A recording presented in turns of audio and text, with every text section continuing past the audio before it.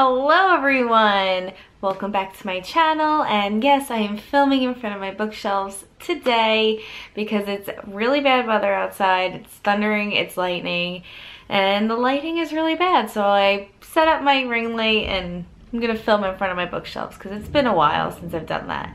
But I don't know if you could hear the thunder in the background, it's so loud, so I apologize for that, but it's pretty bad.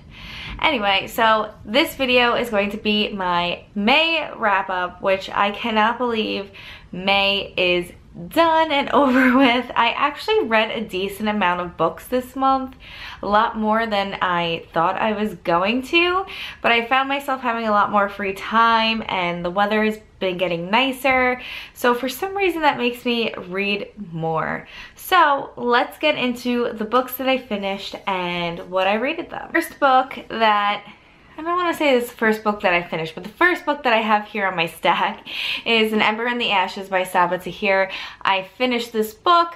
I enjoyed it. I didn't love it like majority of everyone on BookTube does. I don't know if it's because I kind of missed the hype train on it and I read it after the hype. Maybe it wasn't as exciting to me as it's been for others, but I don't know, it was good. I enjoyed it. The characters were really enjoyable, very well developed characters. I enjoyed the storyline, but it just wasn't like the best book that I ever read, as like I thought it was going to be that.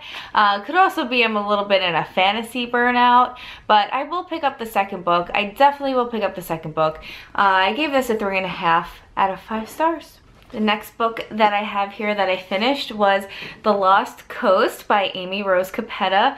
Now, this book really surprised me. I also really loved the premise of this book. I loved how witches were portrayed in this book, and I loved how it was in like the spooky redwoods of California. That was a really cool setting as well. I felt some parts of the story kind of trailed off into like too weird territory, and I don't get me wrong, because I love weird. I am myself weird, but some of this was a little like, I don't know, but I absolutely love the story. I love the characters. I love the diversity amongst the characters, and I just love how naturally this story flowed. I finished this book so quickly, and I want to thank Candlewick Press for allowing me to have a finished final copy of this book.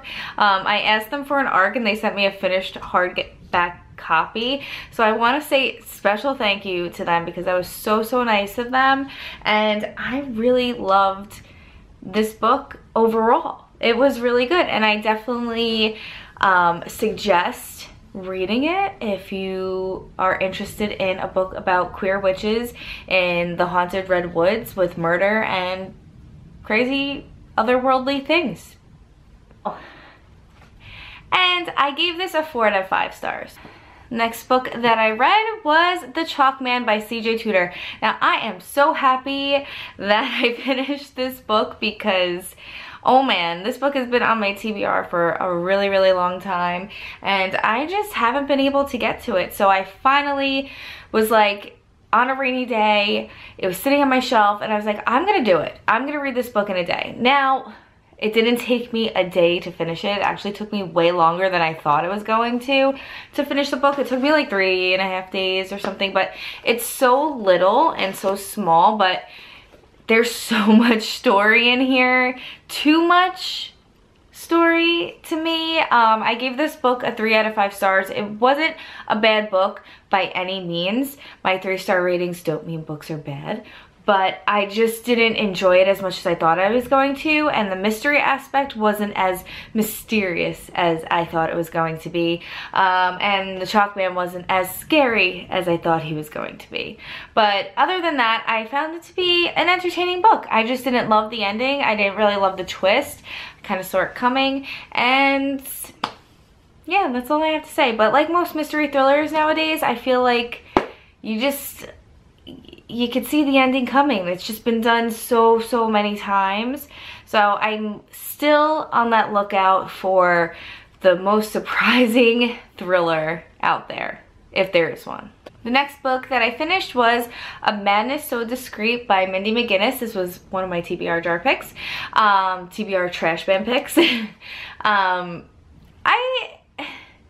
I really did not like this, and I thought I would because I love psychological thrillers, things that have to do with like insane asylums and stuff like that, and I really thought I'd enjoy this, but it was actually more in a courtroom than like in the hospital. It was interesting. I don't know. I really kind of wish that I didn't pick it up, but I'm happy that I did because I read something that was on my TBR for a really long time. But I was kind of having a really hard time getting through this month, and it kind of put me in a little bit of a slump, along with reading another book that I finished, which I'll talk about in a second. But yeah, it was, I mean, it was kind of haunting. It kind of had like, you know, the psychological aspect of like who done it, and like is she lying, and who committed the crimes, and like was it her, like the unreliable character, and all of that stuff. But it just kind of missed the mark for me. So I gave this a 2.5 out of 5 star. I didn't want to be like that mean, but which isn't so bad, but I really just didn't love this. I would continue to pick up Mindy McGinnis's work because there are other books that she wrote that seem like they'll interest me a lot more than this one. So I will still pick up more books from her. I just did not love this book as much as a lot of people did. Then next I have this Big Baby King's Bane by Claire Legrand. I did not like this book, and I'm very sad to say it. I know I'm laughing right now, but I am just really like kind of let down by this book. And I have to say, like, Claire's writing has 100% improved since Furyborn.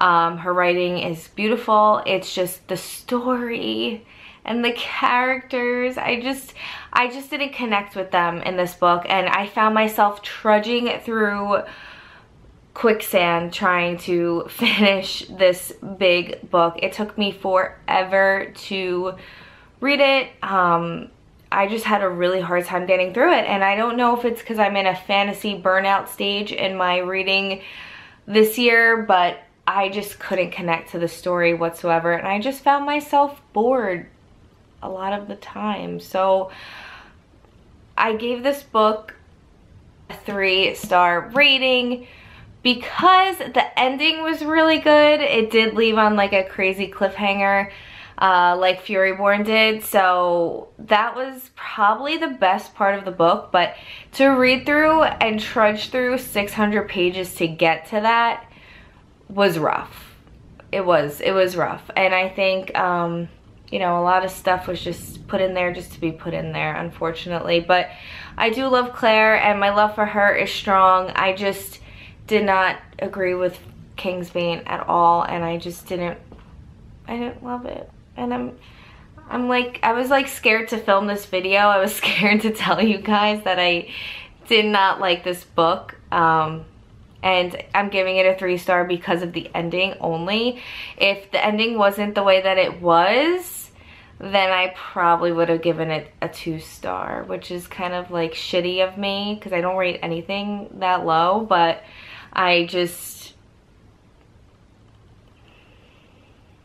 wanted to love it, and it's so pretty. It's so pretty, but it's just not pretty on the inside, unfortunately. And the next 2 books that I finished were on my Kindle. So the first one that I finished on my Kindle was The Invited by Jennifer McMahon, I think.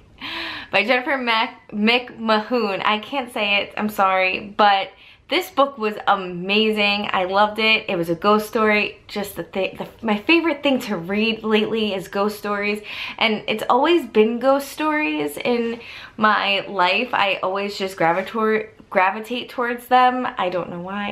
I'm fascinated by ghosts, and it was about a witch who was a ghost and generations of that witch and her family, and all kinds of crazy stuff happens in this book, and I'm acting really excited. But I am really excited about this book because I highly recommend it. I gave it a 4.5, I believe, out of 5 stars, and it deserved 5, but I kind of saw the twist a little bit in the end. But I mean, it really doesn't make or break me. I loved this book so much, and I can't wait to read more from Jennifer McMahon. The Invited is about, it starts off, which I'm not going to give you like the whole like synopsis, but it does start off in the early 1900s, and a woman named Hattie is hanged for witchcraft. Now in the early 1900s, hanging for witchcraft really isn't like a known thing, so I kind of thought that was really crazy that that was incorporated in the 1900s in this story, but anything's possible with human beings these days.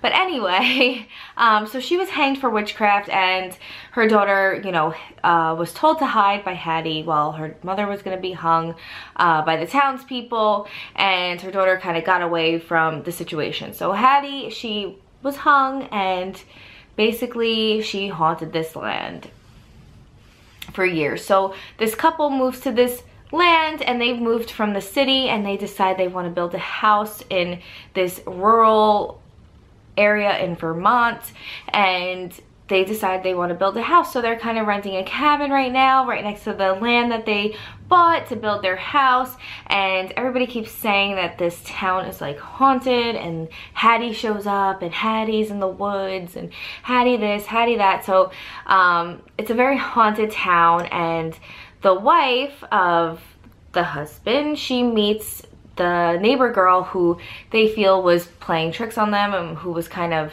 they thought, robbed from them.